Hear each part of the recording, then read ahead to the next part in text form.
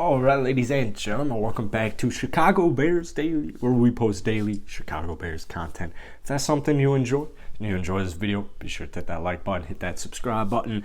So, it is currently Saturday, a little week of practice for the Chicago Bears. Just watched Dr. E's presser from, I think it was actually a couple of days ago, but I made some talking points, and he actually just kind of is hammering home his main points. It's kind of stuff we've been talking about ever since OTAs, mini camps, ever since they got back to practice. So let's get into it. The first big quote is, we're starting to create the culture we want. And that is very important. This is something we talk about on the channel a lot. You want playmakers, you want hard hitters on defense, you want guys willing to get into the trenches. You want guys who just are like essentially putting their body on the line, their hearts on, like they're all in, I guess is the simple way to put it. They're just all in. They're trying their best. They're trying their hardest. And like I said, we'll talk about that a little later on in the video. But apparently Monday was the best practice. This past Monday was the best Chicago Bears practice of the season. Real quick sidebar, the Bears did not get penalized for whatever the hell they did back like last month. I guess what people are saying is that like the NFL had somebody there, saw something he didn't want, but like there should be warnings involved. So who knows? But the Chicago Bears didn't get fined, so like I wouldn't look into it whatsoever. I made a video on it. I talked about it in a video, just saying like, if anything, this gets me more hyped for the Chicago Bears because they're just ready to get to work. Like they want to get to work. So I guess Monday was the best practice. They had some good runs, but Dr. E counted 11 big chunk pass plays, which is very, very, very vital. Justin Fields is going to have a good season. I promise you. Even if it's not eye-popping statistically, which, let's be real here, I mean, it probably won't. Like, it's not like we're going to see a 40-4 MVP, 4,500-yard season. But especially if you look at his statistics from last year, which, I mean, as someone pointed out in one of our videos, like Fields had like 3 seconds to throw the ball. He had like 3 seconds to throw the ball every single play. So 11 chunk passes, couple chunk runs, which is just great news. It's great news. I don't think that they're going to make any moves at the wide receiver position, and it sounds like they kind of just have their offensive personnel at the very least set. I wouldn't be surprised, actually, if the Bears just didn't make any moves. If they do, it would definitely be more rotational. I think that they found a lot of their guys. I still wish the Bears got Larry Ogunjobi because he's like, 25, 26 years old, just came off a good season. Like that injury, that failed physical was a tough way to start for Ryan Poles to start his tenure in Chicago, but, everything happens for a reason. So, defense, all week, ever since season started, ever since practices started, Dr. E came out and said, they're clicking. They're clicking, they're firing on all cylinders, and one big thing that I kind of took away from the presser was interceptions. Interceptions, man. The secondary, I think, for the Bears, first off, it's headed in a scary direction, if I'm being frank.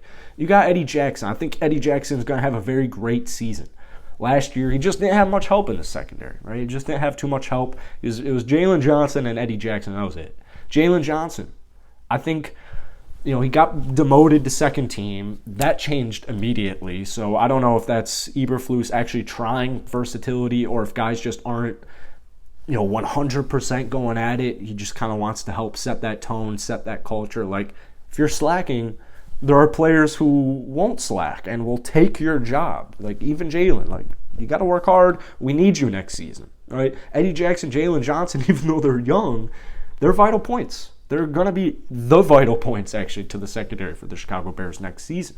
Jaquan Brisker, Kyler Gordon, they're two gems. Let's be real here. Let's just be real. We'll be frank. They're gems. I mean, Kyler Gordon, 0 touchdowns in coverage.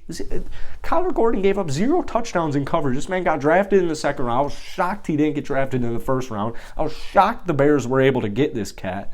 He was a first-round talent, and he's gonna make people pay immediately. And then you got Jaquan Brisker. I mean, Jaquan Brisker, that's a playmaker. They're both playmakers, but Jaquan Brisker, like, he's got that swagger, dude. Brisker has that swagger, and that's what the Bears are looking for. Think back to the Charles Tillman days. Just turnover, turnover, turnover. Lance Briggs, heavy hitter, banging the balls out. Weird wording there.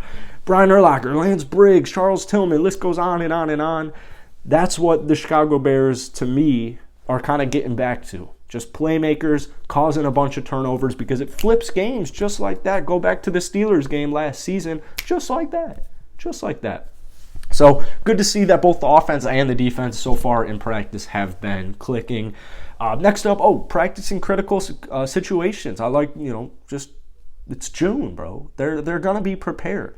You got to be prepared. And Eberflus is, to me, he strikes me as super prepared. Like extremely, you want a hard worker, you want a coach that is prepared for anything and everything. So they're doing 2-minute drills, they're doing red zone work. I think that's a great step. I know it might sound like it's clearly obvious, right? It's clearly obvious, but it's exciting. Am I wrong? Is it not exciting? I think it's exciting. If you guys don't think it's exciting, make fun of me, but whatever. So what did we hear? Oh, last point, finding the best combinations. Yeah, so specifically on that offensive line, we had Tevin Jenkins go to the second unit a couple of days ago.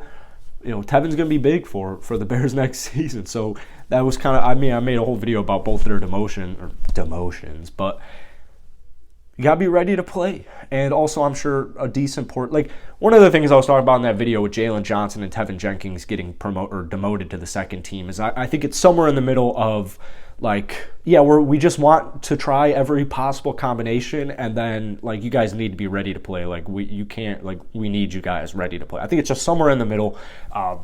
So practicing combinations, another obvious point, but very important, very vital. You want to know who you have.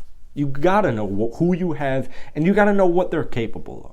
If you know your players and you know your team, no matter what situation you're in, no matter what situation the Bears are in, no matter what decisions Eberflus has to make, if you know everything, if you know your players, you know your personnel, you know your schemes, you know what works against what doesn't work against what, you're at such an advantage. You're at such an advantage. And it might sound obvious, like coaches need to do this, but it's a great sign. I feel like Eberflus, to me, in the Bears locker room, just has a ton of respect. I think he just has a ton of respect, which is something that, like, you don't want to piss him off. Like, he's not messing around. Matt Nagy, I liked Matt Nagy. I thought he was a cool guy. I think obviously there's other stuff going on as far as why Matt Nagy didn't work out, but, like, I think especially at the end of his tenure, it didn't really seem like the Chicago Bears, like, he seemed more like a cool uncle who's just, like, there. So that's it for today, man. Let me know what you guys think so far about the Chicago Bears in practice, minicamp, OTAs, and hit that like button, hit that sub button. If you guys have anything you want us to cover specifically, go ahead, drop that down below. But I appreciate you guys taking time out of your beautiful weekend here in Chicago, and I'll see you guys later.